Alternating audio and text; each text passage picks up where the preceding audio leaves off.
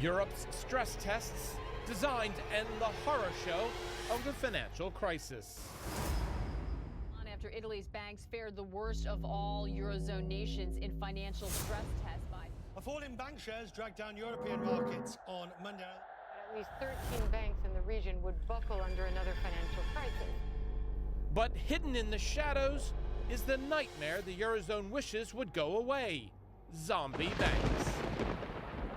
These are the banks that haven't been closed for fear of spreading panic in the markets. Saving them and nursing them back to health will cost billions.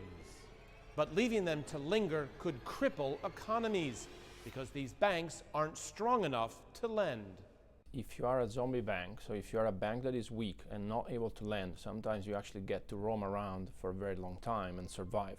Until they shed these bad loans, investors don't want to put capital into the banks, but until they have more capital, they can't lend to companies. Up until now, it's been the classic horror movie scenario.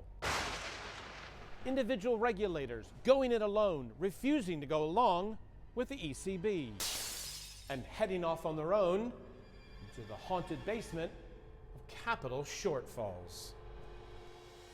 From Tuesday, the European Central Bank takes over as banking regulator for the Eurozone, making Mario Draghi head zombie hunter. Maybe the ECB will send a strong signal. So if you're a zombie bank, basically, you've got until November to trick or treat people. And when the ECB will be the regulator from November, some of the really weak banks may gradually be resolved. But the zombie banks could be lurking amongst Europe's economies for a long time if regulators just shut the door on them and hope they quietly stumble away. Jim Bolden, CNN, London.